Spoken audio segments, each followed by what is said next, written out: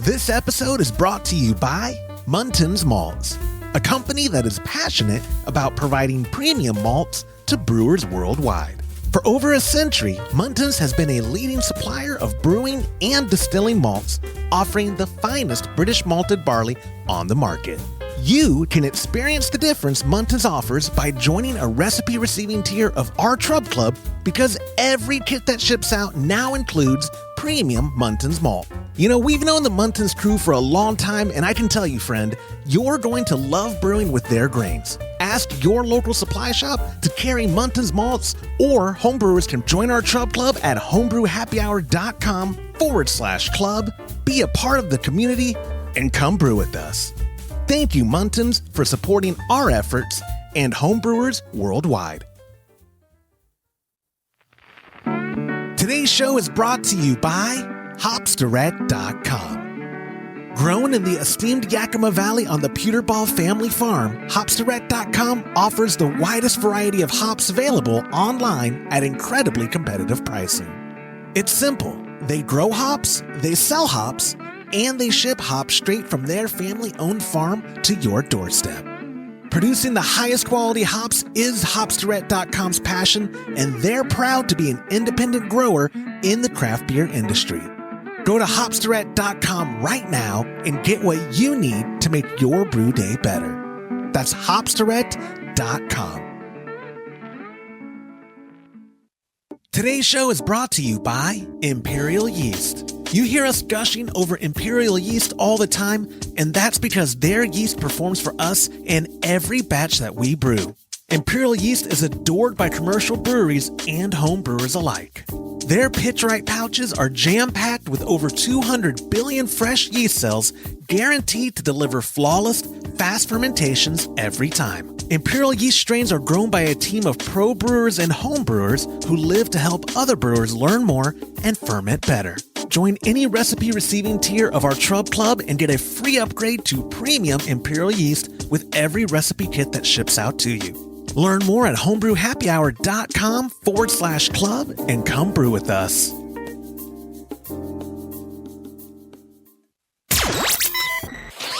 Entertaining shows with content that spreads information and sparks discourse throughout the community. This is the Pearl Media Network. Late hop edition mishaps, when to mill my grains, what is a Kolsch, and Turnkey Kegerators versus a DIY build. This is Homebrew Happy Hour, episode 458.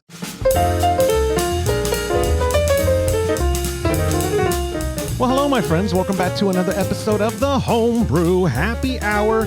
This is the show where we supply the answers to your homebrewing questions and discuss all things related to craft beer. And if you, my friends, have a question that you'd like us to discuss on a future episode, of course, you could go to homebrewhappyhour.com. You could click on that submit a question link at the top of the page.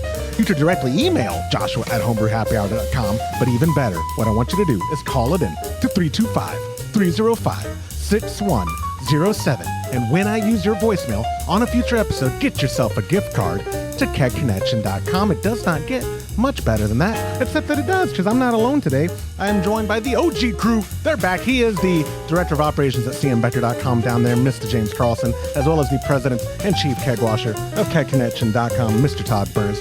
Gentlemen, how's it going today? Good. That's good. Good. I like short and sweet. Last time y'all were on, I had the record for longest amount of small talk today, and then I had Julia Hers from the AHA talk about the upcoming HomebrewCon next year. Not super vague, but also not a ton of info, but just an initial, like, yes, it's true, and this is where we're gonna have it. So the basics and stuff. But that was the record probably for shortest small talk. I got done with that in like 44 seconds. So today I'm going to go anywhere between 22 minutes and 44 seconds, because I think we were at 22 minutes the last time y'all were on. But anyway, glad to see you guys working hard and all that jazz. I'll go right into the small talk because I know y'all's time is valuable. My friends, if you go to patreon.com/homebrew happy hour and you join a recipe receiving tier of the Trub Club, you're going to get a wee heavy, a Scotch ale shipped to your doorstep at the end of this month. I've never brewed a wee heavy. I'm not even sure I've had a Scotch ale. One time I brewed. What? I don't think I've had a Scotch ale. You've had a Scotch ale. What's a commercial Scotch ale? Like where would I get a commercial Scotch ale from? I've served one to you before. I've brewed it before. No, you have not. Have you really? It's been a long time ago. It's very strong. It's a very strong beer. You've had a Scotch ale. Let me see. I have, yeah. I believe James has. He's a world traveler, cultured man. I'll find one. I know. Yeah, go for it. I don't remember you ever brewing one. That had to be a long time ago.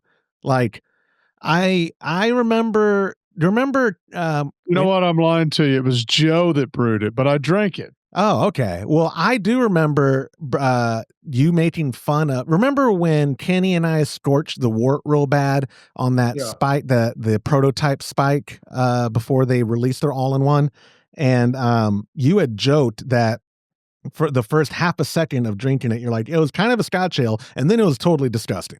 That's the only reference that's the only reference to Scotch ale that I have in my brain is from you doing that. I don't recall ever trying it. I do know. You've never had the Founder's Dirty Bastard? Didn't we have one on tap there? Is that a Scotch ale, the Dirty Bastard? Yeah. Oh, then okay, I have. Okay, I didn't realize that's a Scotch ale. I think I could find more than one that you've had, but go ahead. I'll let you. You never had Kilt Lifter before they changed it to an amber, I guess. The one out of Arizona, Four Corners Brewing, I think. I don't think I've ever had it, period. I can't. Well, no, I bought a bunch of them and I was served it and I was like, this used to be a Scotch ale, but now it's an amber. It was really good. But we had it at Colorado City at the hotel. But that was when it was an amber. That's not a Scotch ale. Yeah. Gotcha. Yeah. Okay. It doesn't matter if you've had it or not because you can't remember anything you've had. That's true. I know I had an omelet for breakfast. I do know that. I remember that. I know you had an omelet for breakfast, and I didn't even know you ate breakfast this morning. But that's all you ever eat for breakfast. And sometimes lunch. You've never had Old Chub from Oscar Blues? What'd you call me? No, I've never even heard. Chub? No, I've never even heard of it. No. Really? Okay. I've had a lot of Scotch ales. Old Chub. I'm trying to. There's a joke there about Todd in the mornings. I won't elaborate on it, but I'm going to work on it. That's Old Chubby, my friend. Yeah. I'm going to workshop that one. But anyways, back to that. Patreon.com/Homebrew Happy Hour. I think you're going to be happy. People have noticed in the Chub Club, y'all are ending 2025 with very boozy options. The Belgian Triple shipped out, albeit late, but this time I'm prepared. I've got actually the yeast arriving this coming Friday, and then I'll drive it up to headquarters next week, and these will go out on time. So thank you to our sponsors, Hops Direct, Muntins Malt, Imperial Yeast, and Monster Brewing Hardware for providing all the premium ingredients and equipment necessary for us to make these incredibly premium kits what they are each month. And of course, to the members at patreon.com/Homebrew Happy Hour in the Chub Club, because we literally could not do what we do without you. And with that being said, we're also going to do a brew day live, my pop and I, the day after Christmas this year, 10 a.m. Central. Come join us at youtube.com/Homebrew Happy Hour. We're going to have a good time. It's been a couple months since we've been able to brew live, and we didn't do it in November. Last time we did it was October, so we're looking forward to it. I'll be welding on my new metal building, and everybody's welcome to come join me as well in person, actually. I would love to have people in person. Weld Day live. I've got an extra welder, welding gloves. Wait a second. What new metal building? This is news to me. Oh, I'm doing a lean-to off my other one to put the camper under and all my other crap. I've been talking about it for 10 years. That's smart. You're actually doing it now. I like, so I'm looking at all these Great Divides. We actually have faucets in Great Divides, right?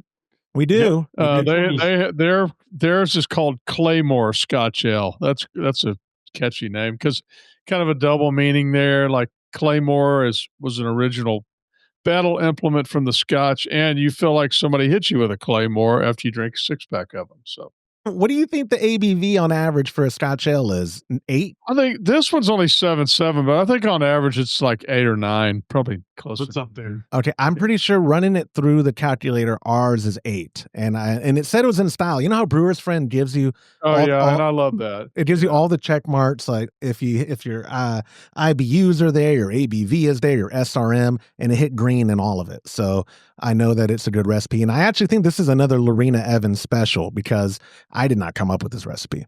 It was from the defunct homebrewsupply.com. But you could go to homebrewsupply.com. It's going to take you to more beer. And we love those guys. So keep on, either join the Chub Club or go buy your recipe kits from our friends at More Beer, and we'd be happy. So, and we're going to do a Scotch Ale contest as well this year. So you just, Okay. I'm the judge. Just mail me. You only have to mail me one. I've heard stories, and I've seen it in person of you after having a few pours too many, and of a heavy, like he has texted me and my pop James after drinking a couple of our breakfast stouts, and I believe those are 4-ounce pours. I don't even think they're that 4-ounce pours. Yeah, 4 ounce. And he's like, man, my productivity went down. I just had 2 pours. No, I think what I told y'all last time was I told your dad cracked up because I sent a text. I said, wow, that beer is really good. I had 2 of them last night, and then I don't remember anything. And then I thought, that's right. Yeah.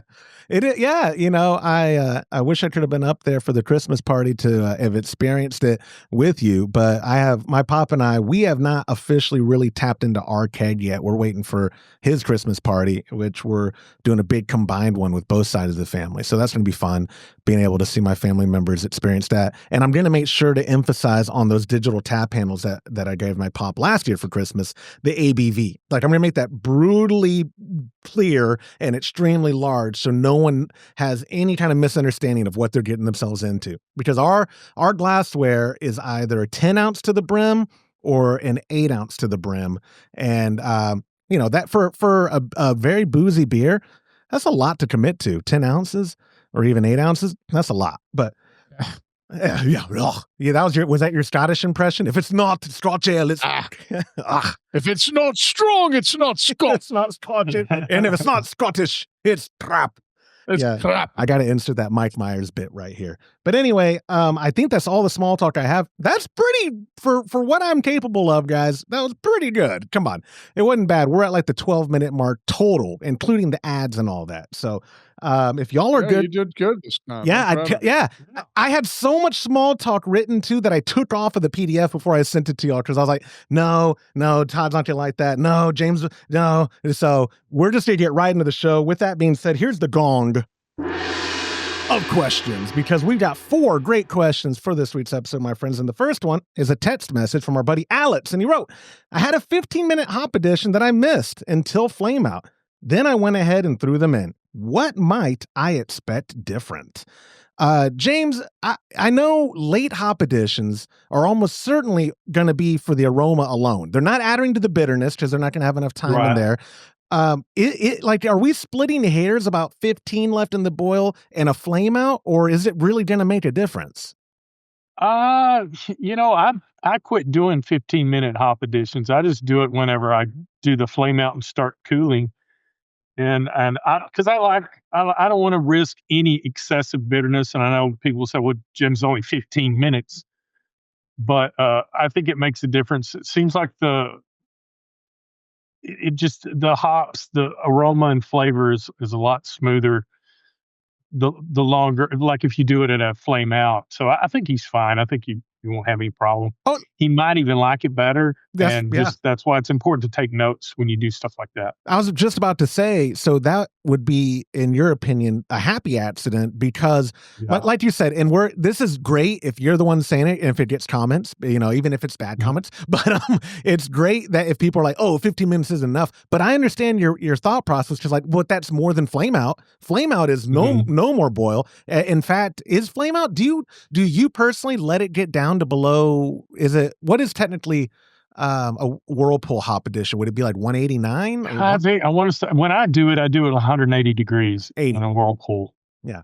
And you know, that seems to work good for me, but you can and have fun, experiment with it. But there's lots of good stuff on the internet that can explain in detail a little deeper than I'm going with what happens to the hops in each step. The beer that I brewed last Friday, I did a first wort hop. So as soon as I was starting my sparge and putting it into the boil kettle, I added the hops, and then I did a Flame Out at I did 3.5 ounces first wort hop, and then I did 2.5 ounces when I shut the element off and started cooling it. So it seems it's really mild. I mean, Todd, you had it. It's not super hoppy. No, it's good. And James, don't tell people they can find out anything we talk about on the air. Well, they wouldn't have Dude, all the enjoyment of listening to us banter. dude, That's our secret, James. you That's know, our secret. so I had to sit down with a mutual. I mean, I won't name him. He doesn't like any attention. The old homebrew supply guy, the man behind Brewer's Friend. Lorian and I call him the man who we do not name, or he who shall not be named. He's coming hunting with me. Super great guy, and he was so nice to take me under his wing and give me this like very in depth kind of crash course on AI. And all I can say is, Todd, I'm out of a job very soon when you realize AI can do even the podcast. He's coming on the first weekend of January. And I would say you're probably out of a job. Yeah, the second. It's going to take me a week to learn all I have every intention of slashing his tires before he can drive out of San Marcos. It is terrifying. Like Todd said, don't tell them they can find it. Are you kidding me? People they listen to this show because they have a commute to kill. That's it. Of course, we do. We do have the podcast and everything. Yeah. Oh, AI is coming for that. AI is coming for it. Yeah. A podcast. I used to think, does AI have a never mind. I got to figure it out. Yeah, Todd. I searched. AI doesn't have a personality? No, it does now. It could totally, absolutely, and a much better one than mine. So, but anyways, back to the. I'm just going to tell it to emulate you. Oh, you don't want? Come on, you could do better than that. I know, but it's kind of this whole stick, you know. Yeah, you're right. That way, people. Yeah. Anyway, though, back to the actual question. I'll throw it to you, Todd, since you helped me digress that whole thought process. When you brew way more diverse styles than I ever consider brewing. And James, I'm going to guess that was a Pilsner that you brewed on Friday. Yeah. Yeah. How did you know that? I'm not even faulting him. How did you know that? If it was not for the Brew Day Live commitment to the Trub Club, I'd be brewing rice lagers and Kolsch and alt all year. That's all I would have been brewing. Those have been my favorite beer by far. I like the fact that you're brewing different beers because I get to put them in my kegerator and drink them. It's true. And my pop was like, I forgot to mention it, for the Brew Day Live on December 26th, we are actually doing last month's, the Belgian triple. And you know why? Because my pop thinks that that's what you would enjoy more, Todd, between that and the Scotch Ale. So we might come around and do the Scotch Ale as well. But I love Scotch Ale, so either one, it's fine. And my pop was like, well, if you and I don't like the Belgian triple, we'll just give both the kegs to Todd. And I was like, oh, he'd love that.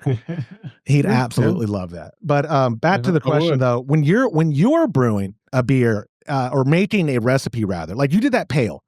On that pale ale that you just you made the recipe from scratch. I don't know if you mimicked some certain West Coast style, but you recently did a West Coast pale. Did it have late hop additions? And when you're making your own recipe with late hop additions, do you just do the flame out as well? Or do you have a rhyme or reason for a 30-minute or a 15 or a 10 or whatever? I can't remember on that recipe. I'd have to go look at the recipe. I just don't remember. But to answer your question, I do 15 minutes sometimes, and I do flame out sometimes, and I do whirlpool. I've done all three. I mean, it just depends on the style and what I'm trying to go for. You know, when we were up at Maverick Brewing, which I posted a bunch of stuff to our YouTube and I put it on our Instagram, I noticed, James, that Will seemed to have a lot of hop additions towards the end there, at least 2. I think 3, but I don't know. I wasn't, at one point I was so hungry and I'm a diva and I was like, let's go eat. And there was still brewing and y'all humored me. We went and ate, but he would leave the table every now and then. I don't know how many of those times he left were to add hops or just to check on numbers. He was checking a pH. Okay. La Palinda Pale Ale, I had a flame out addition. Yep. But any particular reason, or that's just when you prefer to get the aroma? Yeah, just typical pale ale recipe. I mean, I know that I did do whirlpool on that lager I made a while back. Pilsner I made a while back. The reason I did it on that recipe is I did a bunch of research, and that's what a company that's real kind of famous for brewing in the United States, they recommended doing it at as a whirlpool. So I just followed their suggestion. Right. So you just found it on the internet. So AI also. I found it on the internet. Yeah. It's pretty much I'm going to everything. retitle this episode of just by the time we get to episode 500. Maybe, you know what? Maybe we're doing our part with AI, because doesn't AI need the information to learn anyway? So I'd like to think that AI has sourced its information somewhat from our podcast. And then when people go and go, oh, I'm typing this question, then they get the answer from us, which then the answer would be just go to the internet. Just go look at the internet. But no, I'm sorry. No, go ahead. You. No. I actually did that as a first wart. That's what I was trying to think of. Yeah. Wait, okay, you got described. That's not the question, but let's wrap it up with this. James, the first wart accomplishes what? More bittering or less offensive bittering? Because first wart means it's coming at the beginning, and it's going to be like 170 something at that point. Yeah, I think what it does is it adds a little more depth of flavor to the hops, because it's basically like a reverse flame out. So you get the aroma because you got to remember, when we do it, we're sparging at 170. So that's where it's setting in that until it boils up. So you don't get any of the bitterness until the boil kicks in for a while. So I think that's it can actually increase the IBU, the bittering as well. Oh, interesting. First wort hops. So high, it'll be higher than if you just did a 60-minute boil, obviously, because and they're longer, right? Makes sense. That does make sense. So James, that's what I did on that. I did that first wort on that mine German Pilsner that I did. Yeah. You hung on mine a little too long. Mine. That'll be a whole other discussion for another show in regards to first wort hopping. I think that'd be an interesting YouTube short. Maybe next time y'all have a brew day. James, is first wort something you just started doing, or is that I did it. He did that when he did that wonderful clone of the Versteiner pills, and I noticed it was on the instructions. So that's the first time I've ever done it. I've always wanted to, but this would be the second or third time that I've done that. I saw Will do it. I've seen Todd do it. I thought I would try out with this one. So that was last Friday. So it will be very well for tasting by the time I'm up there Monday, right? Like I'll be able to. I mean, is it basically a bright tank right now? It's just carbonating and cold crashing. Yep. And under pressure. I'm assuming this brew day was as well. Yeah.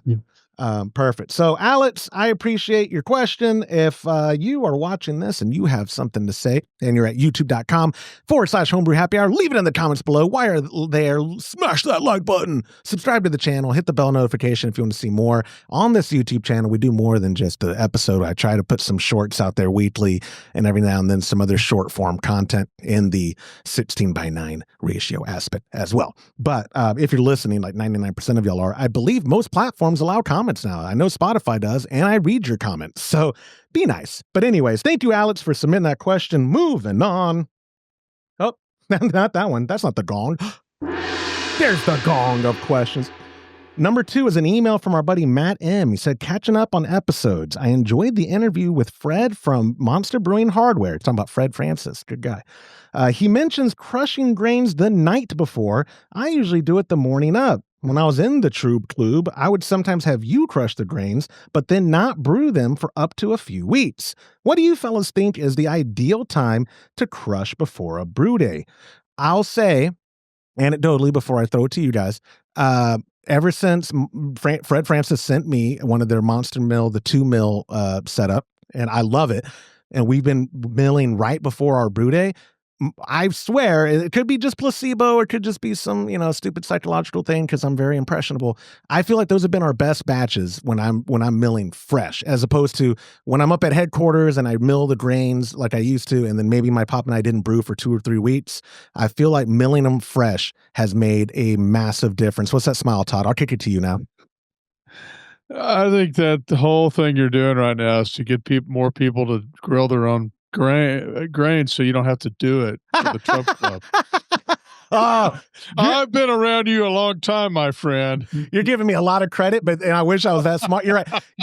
guys, why even have me mill them? You should just go get the very affordable 2 or 3 mill setup from monsterbrewinghardware.com. No promo code yet. But the only reason I said that is how many times I've heard you go, "Oh, I love the ones where I don't have to mill them."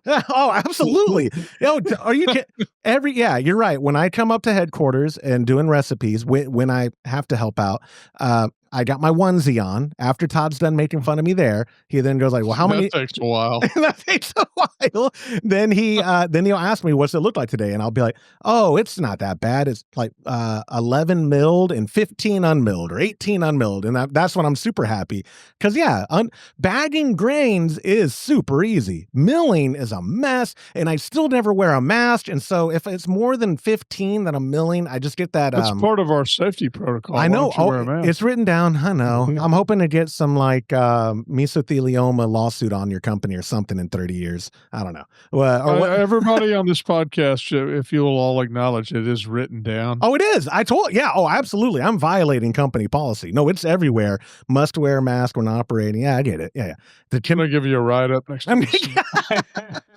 James, you are, I'm assuming, based on what I know about your setup, you're brewing in the we call it the brew room, the break room there at headquarters. You're probably milling right before you're probably heating up the water, go upstairs, mill your grain. That's exactly what I do. Yeah. I just like the idea of crushing the day but if you do it the night before, I don't think there's any difference. I think the fact that a lot of people just don't have the resources to crush their own grain. Don't think, oh, well, James is doing it that day. I don't think it makes a big enough difference. Don't worry about it if you're in part of the Trub Club and you get your grains pre-crushed. I think everybody should just get them pre-crushed. Actually, at the Trub Club. You're such a jerk. It's nothing to worry about. I think a lot of times we kind of get lost in procedures. Yep. And it can affect the way you feel about the hobby. So don't worry about it. If you're getting them pre-crushed and having them shipped in the mail, you're fine. You're going to be fine. It'd be one of those things where I'm sure Brewlosophy's probably done a comparison test, because they do a lot of those, where you probably couldn't tell the difference. I bet. Now, if you've got something that's set in a bag for a year crushed, it could possibly be an issue with staleness or off flavors, but it's nothing to worry about. Now, y'all can correct me if I've been giving bad advice, because we do have a lot of members in every month, but they're not able to brew every month. And I tell those guys, first off, when you receive your package, get that yeast out of there. It's the liquid yeast, and put it in the fridge. But I say, if you have the space for it, put the grains in the fridge too, or you can even put the grains in the freezer. Just keep them fresh and good until you brew. And most people aren't brewing later than 3 to 5 weeks after they receive the package. But I've always, again, it could just be a psychological thing for me, like a coping mechanism. I've always felt like when I did crush them and I'd bring them home and throw them in the fridge was much better than when I had crushed them, brought them home, and left them in room temp in my office for a few weeks. Like, again, not sure if that's science. That's what the internet's for, to figure out if it's science. But I do. Yeah, I would think any observation you have is science. Yes, absolutely. I am the definitive. I went to the Institute of Science. Just the overall barrowing.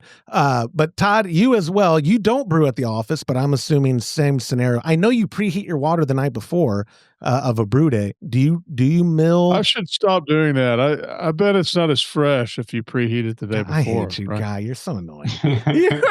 you're insufferable. That talk about splitting hairs. You're right. We should do a Brewlosophy type thing where we do a test of water heated the night before versus water.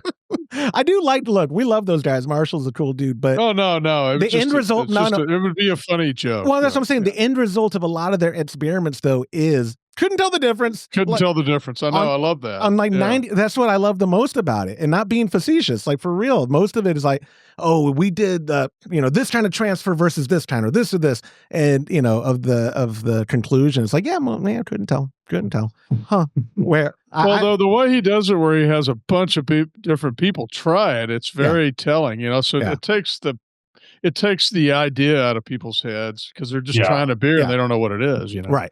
And to go back to James's point about how not everyone has the means, I wish I had a coupon code to plug here, but I will say owning a mill, because they're not that expensive, it has been game changing, and I've enjoyed it as part of the brew day process. But like James said, it's not a necessity. If you're not in the Trub Club and you're buying your stuff from a supply shop that's local, they'll mill it for you too. You don't have to invest like that. Yeah. Of all, I mill it the day before to answer your question. yeah. Oh, okay.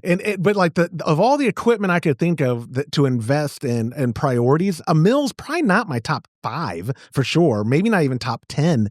If you have a shop to mill it, or where I cannot think of an online supplier that doesn't offer the option to mill grains either. No, like, they all do. They all do. So that's not a priority, but it is Christmas time. And if you have that on your wish list, I think you'd be very happy. And if you're in the Trub Club, you would love to not have me mill your grains. I think it'd be great. You'd be happy. I'd be happy. When I'm happy, everyone else is happy. But I think that could wrap up that question. You know how much I love dragging stuff out, but I don't have a lot for this one. So Matt, thank you so much for submitting that question. A reminder, my friends, you could always go to homebrewhappyhour.com and use that submit a question link at the top of the page, or you could email joshua@homebrewhappyhour.com. But what I want you to do as a go-to is to call it in to 325-305-6107. And when I use your voicemail on a future episode, you're going to get yourself a gift card to kegeconnection.com. With that being said, let me hit the draw under questions. This guy from Australia called in, didn't leave a name. When I replied, texted, I got an error from AT&T saying I couldn't text the guy.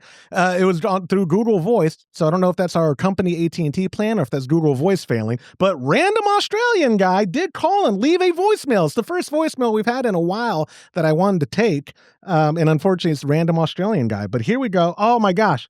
You guys, I didn't even load it up on the iPad here. I got to actually pull it up. How stupid am I? Okay, here we go. Back to here, wherever I've done doing the hard edit. Here is random Australian guy's voicemail about Kolsch.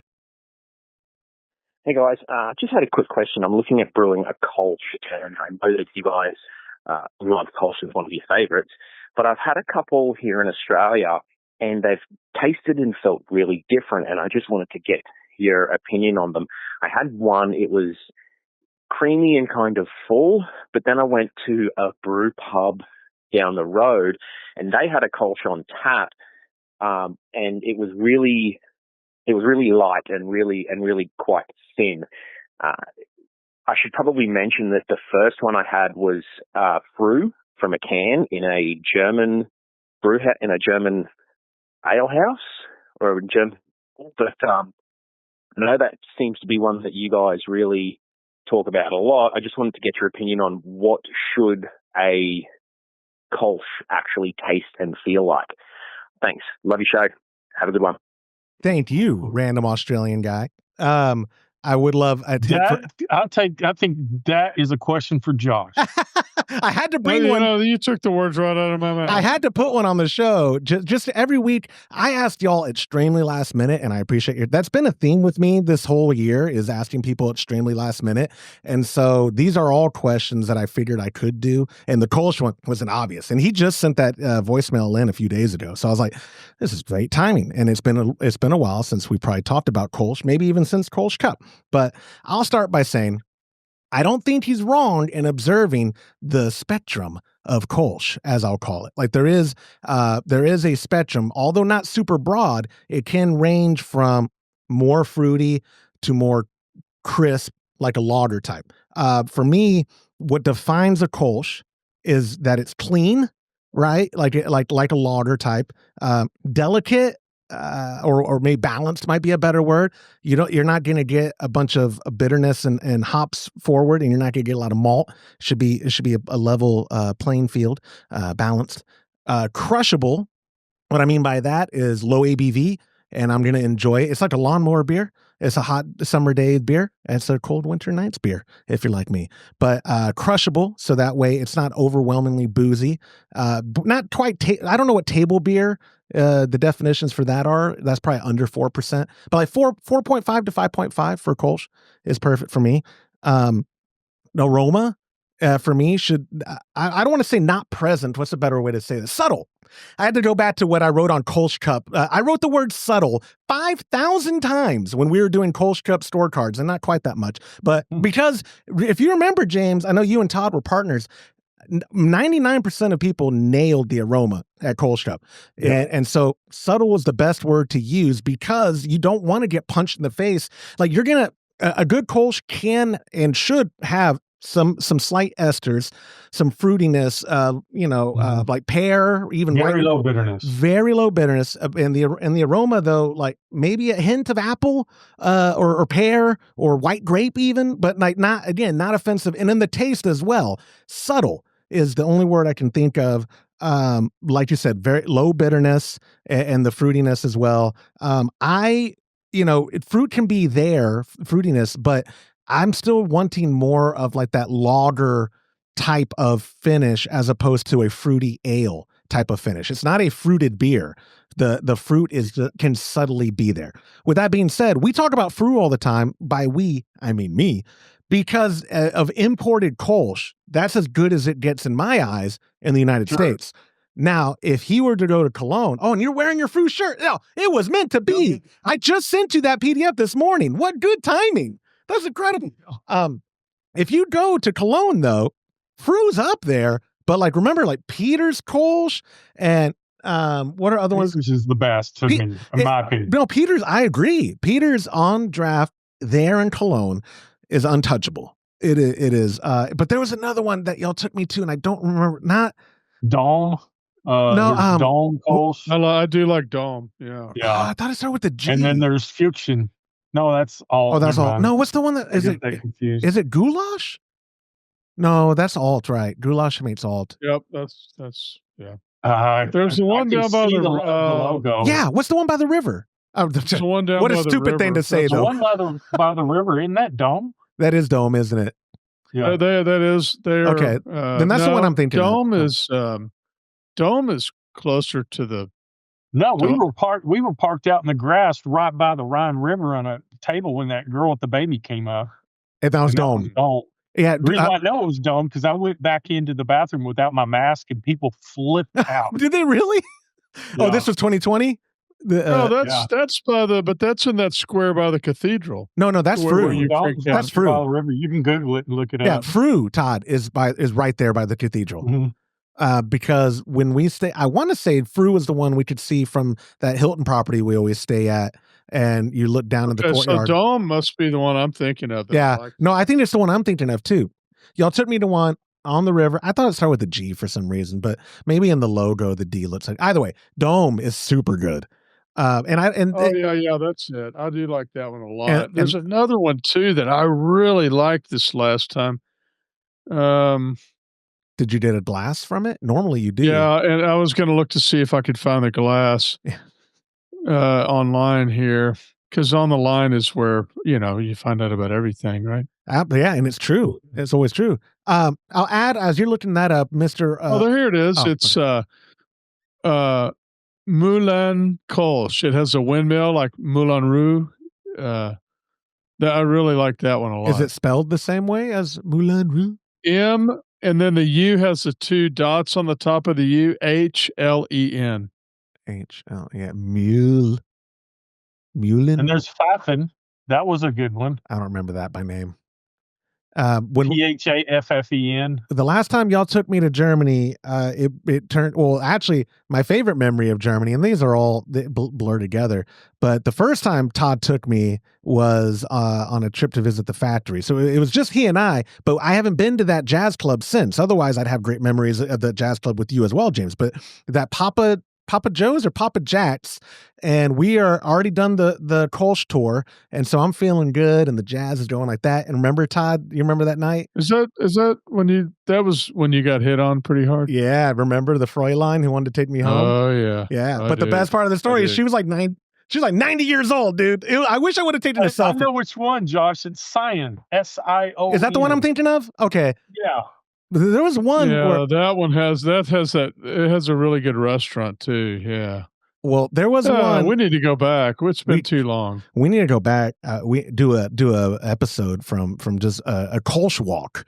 That would be fun. But But yeah, that jazz club too, which I don't It's think going to seem like it's going to be really interesting while we're doing it, and then it'll be like that it's going to scene, look like three drunk guys when we actually publish.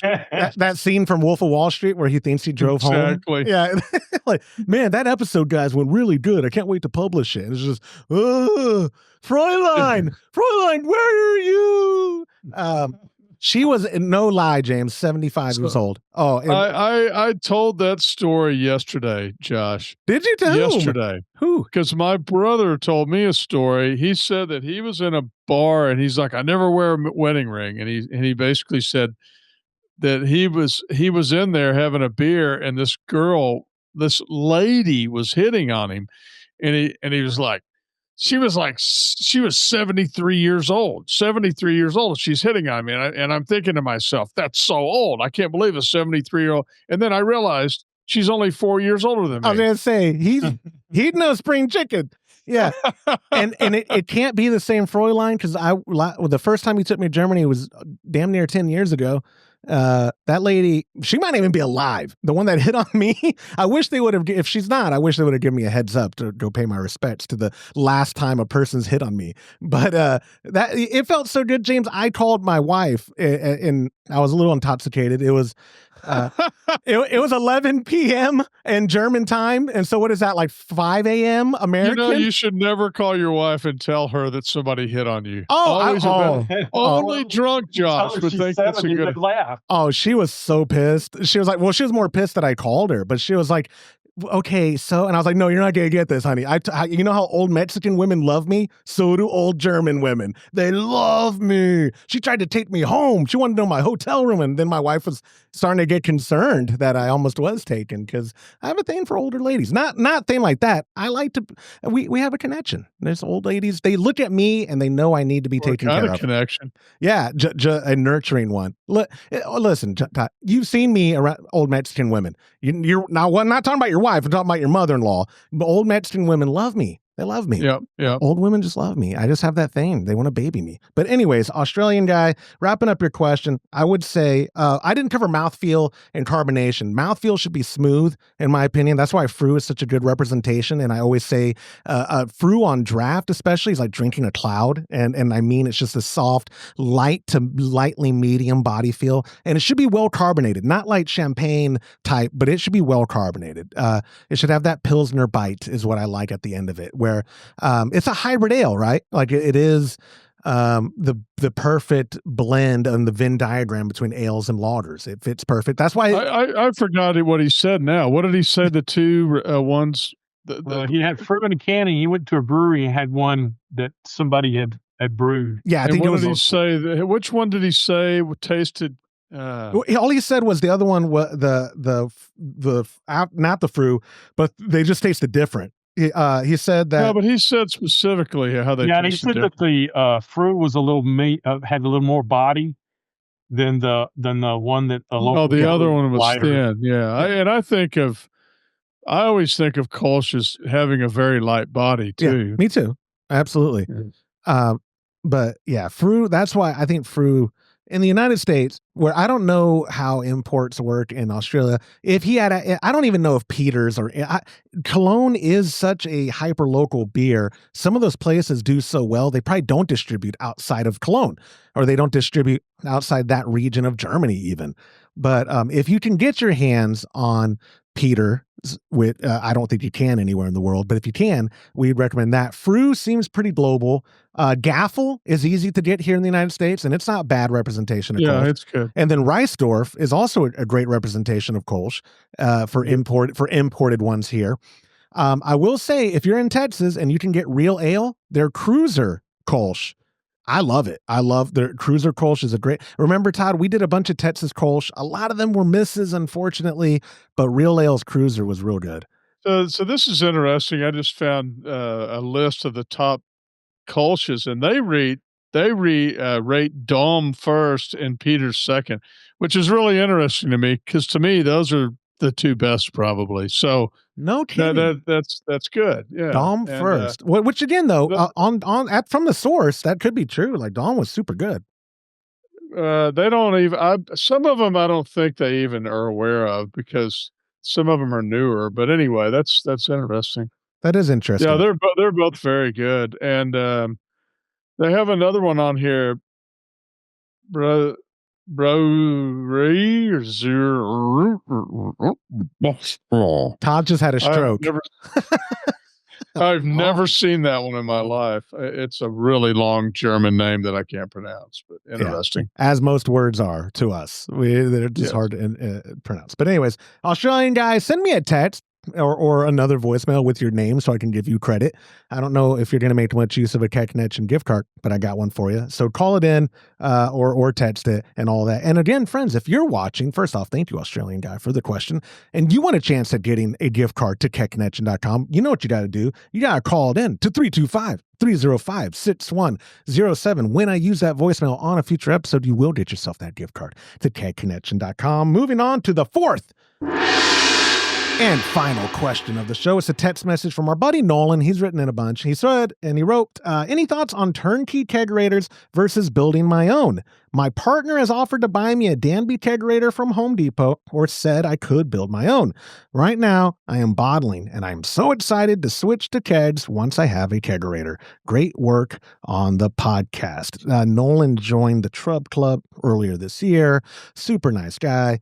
And I had already kind of answered it for him, but I wanted to take it on the show because I told him, hey, how about I tell you what I told him? And then Todd, you first correct me if you need to. I told him, I said, a turnkey is obviously the easier choice because they're not that expensive. Like the Danbys start at like $5 and you have everything, but I would replace the regulator, even if you don't go with the CM Becker one like we recommend, or even if the tap right's out of your budget or whatever. Fine. Or pardon me. No, I would replace it with one of those. Those are what you have to replace. There is no other choice. No, you're right. I was just thinking besides a CM Becker that would be cheaper. I had to stop. Be worth having. I had to stop myself because I was thinking it's going to be one of those two. You switch out the regulator. Don't cheap out on the regulator is what I should have led with to telling y'all what I told him. Because I was saying that's those cheap Chinese knockoffs that come with all those ones to keep the cost down or whatever for reason they include those in there are awful. They're terrible. And if that messes up on you first, you're going to have a bad experience. You can upgrade the faucet later. I told him I'd recommend that, but it's not necessary up front. Those standard faucets work fine. And then to make sure he knew what kind of tubing the length and the diameter was, because then that might be something else he'd want to switch. If it's 1/4 inch, I've heard, never done research, never bought one of these, obviously. I've heard they used to ship out with like 5.5 feet a quarter. You're going to have a bad experience at 5.5 feet of 1/4 inch going to a standard faucet. It's not going to be a good time.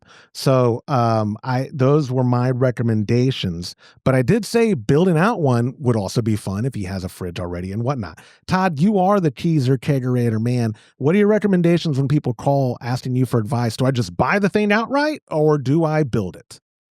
You know, this Danby is, I mean, to me personally, it's not worth $500. I mean, the problem with that is, and no offense, Danby, if you're out there, but it's just the fridge itself is just not, they don't hold up very well. Even though it seems like you couldn't say anything else about the regulator, I can't say enough. I'm looking at a photo of the actual regulator that's in there. I'm very, very familiar with it. This thing is terrible. I mean, it's terrible. Go buy a regulator from one of my competitors, but use something else besides this. I don't care. I gotta pull this up now. I gotta pull this up on my screen. I've actually tested these regulators before, and they are beyond unreliable. Yeah, it's with the red label on the. Yeah, and they are really bad. So, what I would do personally is I would probably build a small Keezer. So I would go get a small freezer you can get it from Home Depot as well. So we don't disparage Home Depot. They're great. Wonderful company. I shop there all the time. Let me see. So on a small chest freezer, the ones that we've made in the past are pretty big, right?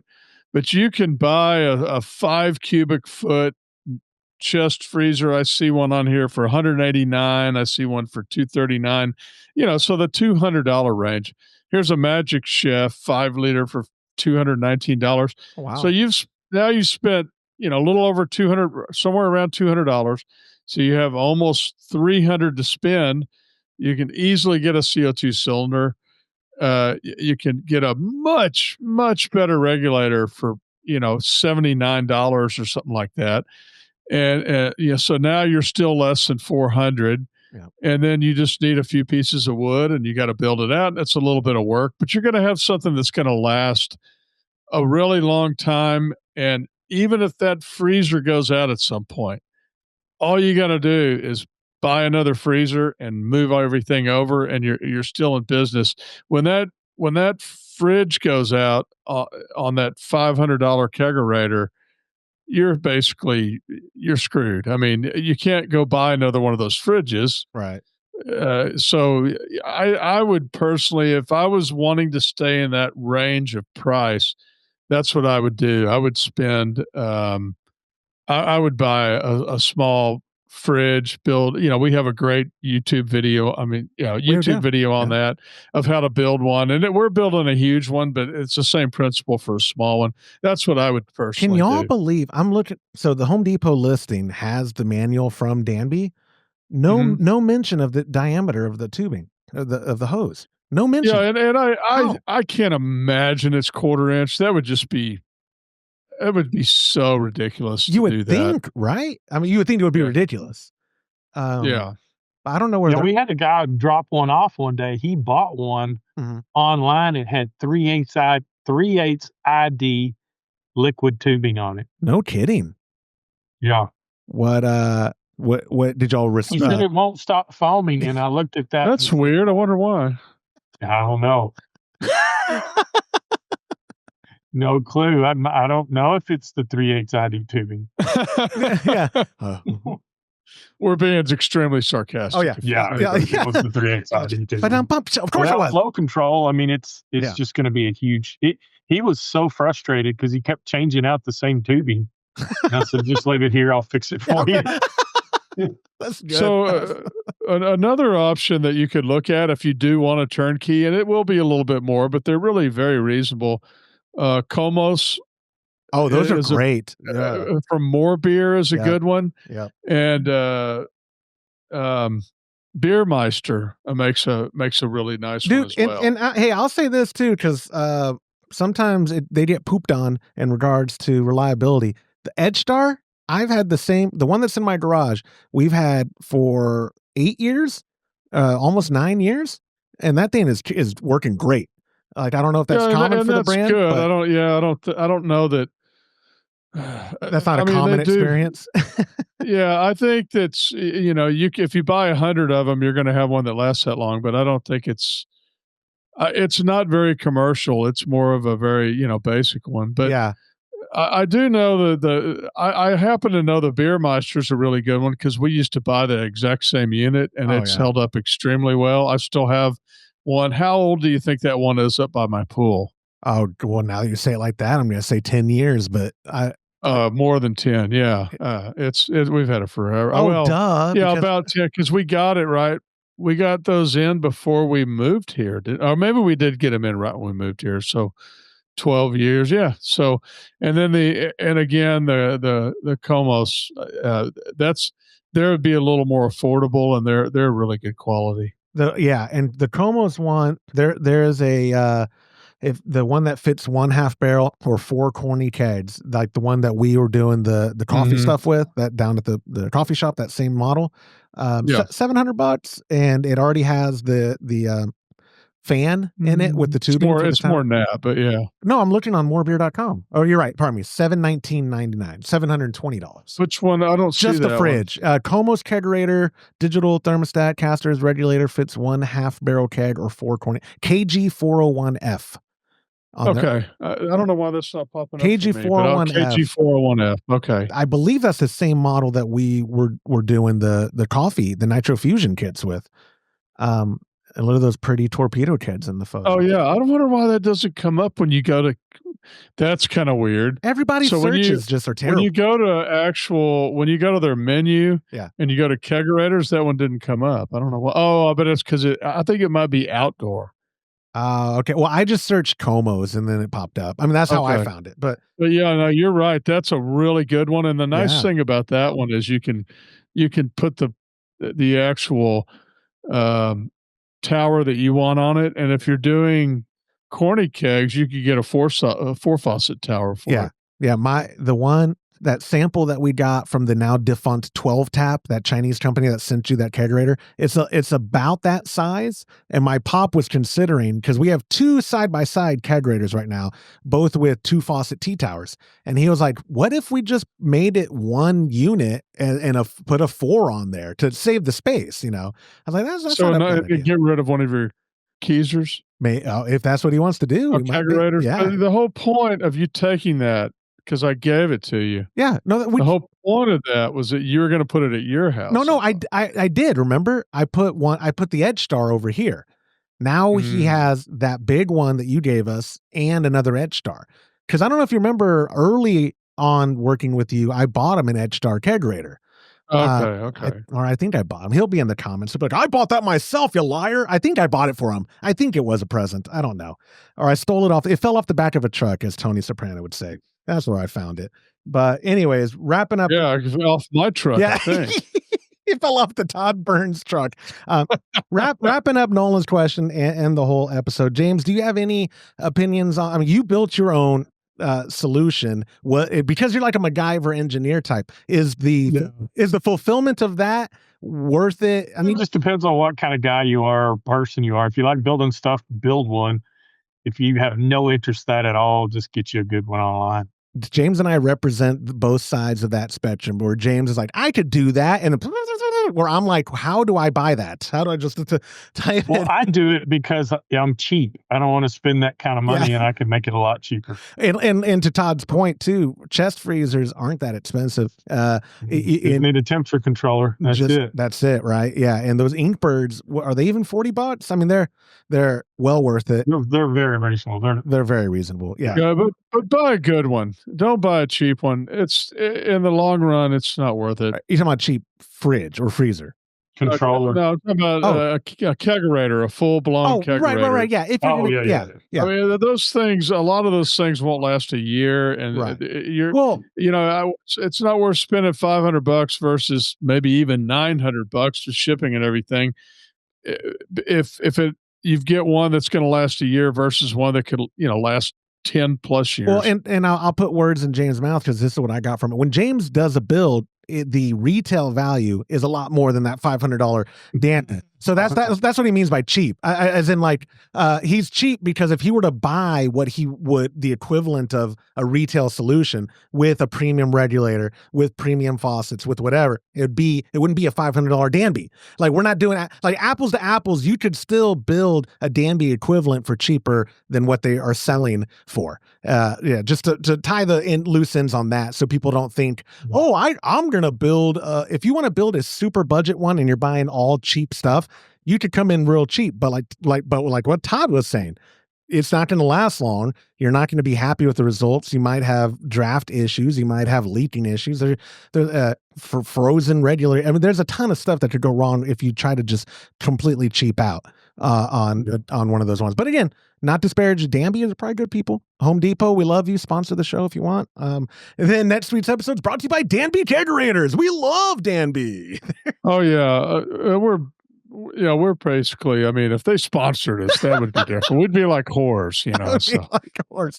A title of my memoir. We're like whores. Anyways, Nolan, thank you so much for submitting that question, guys. That is all I have. I managed. I got through small talk quick, and I try not to drag questions out too much, although I did. And we're right at an hour. That's impressive. Like, let's. Yeah. But anyways, I sincerely appreciate y'all's time. I'll see you guys on Monday, and y'all have a great weekend. All right, thanks. Bye-bye. And that Bye-bye. will do it for this episode of the Homebrew Happy Hour. If you have a question you'd like us to discuss on a future episode, of course you could go to homebrewhappyhour.com. Of course you could email joshua@homebrewhappyhour.com. But even better, call it in to 325-305-6107 for your chance at getting one of those coveted gift cards to kegconnection.com. Thank you to our sponsors like Muntons Malt, premium grains for a better brew day. If you aren't already using Muntons, give them a try by joining the Trub Club at a recipe receiving level. For the best hops available online, give our friends at hopsdirect.com a visit and pick up what you need for your next brew day. Also, get a pack of premium Imperial yeast along with delicious recipes from us when you join the Trub Club. Stop what you're doing and go to patreon.com/homebrew happy hour and come brew with us. A huge thank you to every member of the Trub Club. I'm Joshua Stubing. Thanks for listening.